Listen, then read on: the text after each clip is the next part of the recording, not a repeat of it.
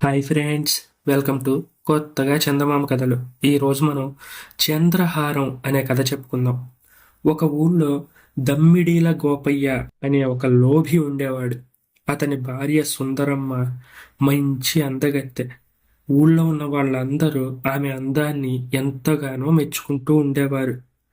సుఖంగా బతకడానికి తగినంత తిండి ఉండి కూడా గోపయ్య పేదవాడిలా జీవిస్తూ ప్రతి దమ్మిడి పోగు చేయించేవాడు. కనీసం తిండి కూడా సరిగ్గా తినేవాడు కాదు. భార్యకి పెట్టేవాడు కాదు. అలాగే భార్యకి ఒక్క నగ కూడా చేయించేవాడు కాదు. ఆమెనసలు సరిగ్గా చూసుకునేవాడు కూడా కాదు. ఒకనాడు పొరుగింటి పోలయ్య తన భార్యకు 500 రూపాయలు ఖరీదు చేసే చంద్రహారాన్ని చేయించాడు. పోలయ్య భార్య ఆ చంద్రహారాన్ని మెడలో వేసుకొని ఊరంతా చుట్టి వస్తూ సుందరమ్మకు కూడా కనపడి వెళ్ళింది. ఆడవాళ్ళకి నగలు చూస్తే నిద్రపడుతుందా? ఆ చంద్రహారాన్ని చూసింది మొదలు సుందరమ్మకి కూడా అస్సలు నిద్ర పట్టలేదు. అటువంటి చంద్రహారం తనకి కూడా కొనిపెట్టి తీరాలని సుందరమ్మ గోపయ్యను పట్టుబట్టింది. అప్పుడు గోపయ్య, ఎందుకే డబ్బు దండగా, కూటిగా గుడ్డగా 500 పెడితే ఎకరం పొలం వస్తుంది, 2 జతల ఎడ్లు వస్తాయి. కానీ ఈ చంద్రహారాన్ని కొంటే దాని విలువ ఏమైనా పెరుగుద్దా, లేకపోతే మనకేమైనా ఉపయోగపడిద్దా అని గోపయ్య అన్నాడు. పోలయ్య మనకన్నా ఉన్నవాడు కాదు. మనకి పిల్లలు కూడా లేరు. కానీ వాళ్ళకి 4 పిల్లలు కూడా ఉన్నారు. పోలయ్య భార్య చూడడానికి కోతిలా ఉంటుంది. అటువంటప్పుడు పోలయ్య తన భార్యకు చంద్రహారం చేయించి పెట్టాడు. నా అందం అతిలోక సుందరికి ఏమాత్రం తీసిపోదు. కానీ మీరు నాకు కనీసం ఒక ముక్కు పుడక కూడా చేయించి ఎరగరు అని నిష్ఠూరాలాడింది సుందరమ్మ. గోపయ్యకు విపరీతంగా కోపం వచ్చింది. వెళ్ళి పోలయ్యని తిట్టాడు. పోలయ్య ఒళ్ళుపై తెలియకుండా డబ్బు తగలేసుకోవడం కాక ఇరుగు పొరుగిళ్ల కాపరాలు కూడా పాడు చేస్తున్నాడు అని పెద్ద పెద్దగా కేకలు వేశాడు. భార్య ఎంతో ముచ్చటపడి అడిగిన చంద్రహారం కొనడానికి మాత్రం ఎంత బతిమలాడినా గోపయ్య అస్సలు ఒప్పుకోనంటే ఒప్పుకోలేదు. భార్య కూడా ఇంక విసుగొచ్చి తన పోరాటాన్ని ఆపేసింది. తన మెడలో చంద్రహారం వేసుకుంటే చూసి భర్త మెత్తపడతాడేమో అని సుందరమ్మ పోలయ్య భార్య వద్ద ఒకరోజు సాయంకాలం అరువు తీసుకొని చంద్రహారం తన మెడలో వేసుకొని భర్త వద్దకు వచ్చింది. ఆ చంద్రహారాన్ని భర్తకు చూపిస్తూ, ఏమండి, ఈ చంద్రహారం నా మెడలో ఎలా ఉంది, ఓసారి చూసి చెప్పరు అని ప్రేమగా అడిగింది. గోపయ్య తన భార్య మెడకేసి చూసి ఒక క్షణకాలం పాటు ఆనందించాడు. కానీ తనను చంద్రహారం చేయించమంటుందేమో అని వెంటనే భయం వచ్చింది. బాగానే ఉంది, కానీ ఇంత ఖరీదైన వస్తువు మనకెందుకు, దొంగలెత్తుకుపోగలరు. వెంటనే వెళ్ళి వాళ్ళ నగ వాళ్ళకి ఇచ్చేసిరా, ఒకవేళ పోతే మళ్ళీ దాని ఖరీదు మనం భరించలేం అన్నాడు. అయ్యో, ఇప్పుడు నాకు బోల్డంత పనుంది, నేను రేపు ఉదయం ఇచ్చేస్తాను అని సుందరమ్మ ముఖం ముడుచుకొని సమాధానం చెప్పింది. ఆ రాత్రి గడిచిపోయింది. తెల్లవారగానే సుందరమ్మ ఆదుర్దాగా తన భర్త వద్దకు పరిగెత్తుకు వచ్చింది. ఏమండి, మీరు పొరపాటున ఒక రాత్రివేళ దొడ్డివాకిలి తలుపు తెరిచిపెట్టారా అని తన భర్తను కంగారుగా అడిగింది. లేదే, దొంగలు రాలేదు కదా, వాళ్ళ చంద్రహారం ఇచ్చేసావా, ఏమైనా వస్తువులు పోయాయేమో ఒకసారి సరిగ్గా చూడు అని గోపయ్య ఎంతో కంగారు పడ్డాడు. చంద్రహారం బొట్టుపెట్టెలో దాచానులేండి, కానీ మన ఇంట్లో మాత్రం ఏమీ పోయినట్లుగా నాకు కనిపించడం లేదు అంటూ సుందరమ్మ బొట్టు పెట్టి తెరిచి చూసింది. కానీ ఆ బొట్టు పెట్టి తెరిచి చూసిన సుందరమ్మకు కూడా ఒక్కసారిగా నివ్వెరపోయింది. ఎందుకంటే అందులో చంద్రహారం లేదు.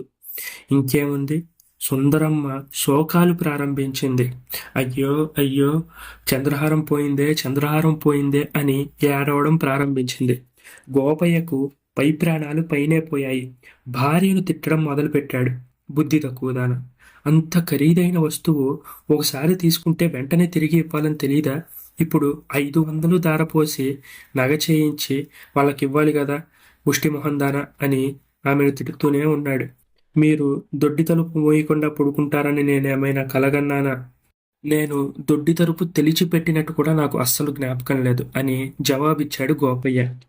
ఒట్టి నిద్రమోహం మీరు. తలుపు మీరు తెరవకపోతే నేను తెరిచానా ఏంటి అని తిరిగి గోపయ్య మీద రావడం మొదలుపెట్టింది అతని భార్య. సరే, ఏమైనా గోపయ్యకి 500 ఖర్చు పెట్టి మరో చంద్రహారం చేయించక తప్పింది కాదు. దాన్ని తెచ్చి తన భార్యకి ఇస్తూ, దీన్ని తొందరగా తీసుకెళ్ళి పోలయ్య గారింట్లో ఇచ్చిరా.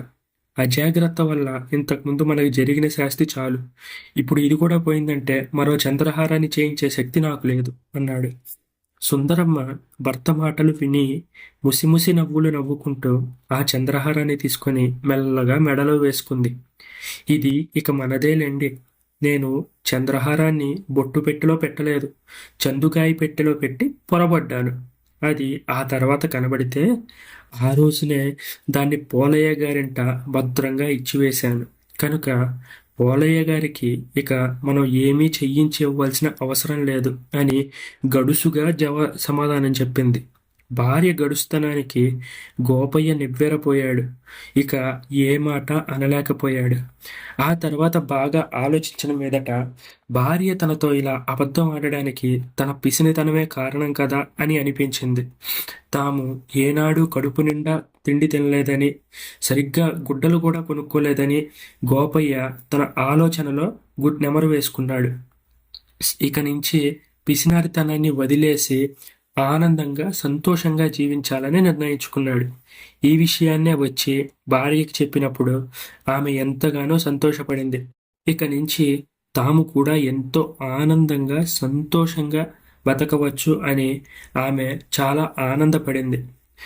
భార్యకి చెప్పినట్టుగానే గోపయ్య అప్పటినుంచి పిసినితనాన్ని పూర్తిగా వదిలేశాడు. వారికి ఉన్న చిన్న ఇంటిని పడగొట్టేసి పెద్ద భవనాన్ని కట్టించాడు. ఇంట్లో పనుల కోసం పనివాళ్లను కూడా పెట్టుకున్నాడు. భార్యని కాలు కింద కదపకుండా చూసుకోవడం మొదలుపెట్టాడు. ఇది చూసి భార్య ఎంతో ఆనందపడింది. తాను అనుకున్న దానికంటే భర్త తనను బాగా చూసుకుంటున్నాడని ఆమెకి సంతోషం ఎంతో ఎక్కువైంది. ఇదిలా ఉండగా ఒకరోజు ఆ ఇంటికి వారి పుట్టింటి వారు వచ్చారు. సాధారణంగా ఎప్పుడు భార్య పుట్టింటి వారు వస్తే విసుక్కునే గోపయ్య ఈసారి ఏమాత్రం విసుక్కోకుండా తన భార్యను ఎంత బాగా చూసుకున్నాడో వారిని కూడా అంతే బాగా చూసుకోవడం మొదలుపెట్టాడు. ఇది చూసి భార్యకి ఇంకా ఆనందం ఎక్కువైంది. ఎందుకంటే ఇంతకుముందు ఎప్పుడైనా తన తరపు బంధువులు వచ్చినప్పుడు భర్త వారిని అసలు పట్టించుకునేవాడు కాదు. వారు ఏం తిన్నారు అని ఆయనకి ధ్యాస కూడా ఉండేది కాదు. కానీ ఆయనలో ఈ మార్పు చూసి భార్య ఎంతో సంతోషించింది. ఇదంతా తన చంద్రహారం వల్లే కదా అని తన తెలివితేటలకి తనను తానే మెచ్చుకుంది. ఈ కథ మీకు నచ్చినట్లయితే దీన్ని లైక్ చేయండి, మీ ఫ్రెండ్స్ అందరికీ షేర్ చేయండి. అలాగే మన ఛానల్ని సబ్స్క్రైబ్ చేసుకోవడం మాత్రం అస్సలు మర్చిపోకండి. Thank you friends.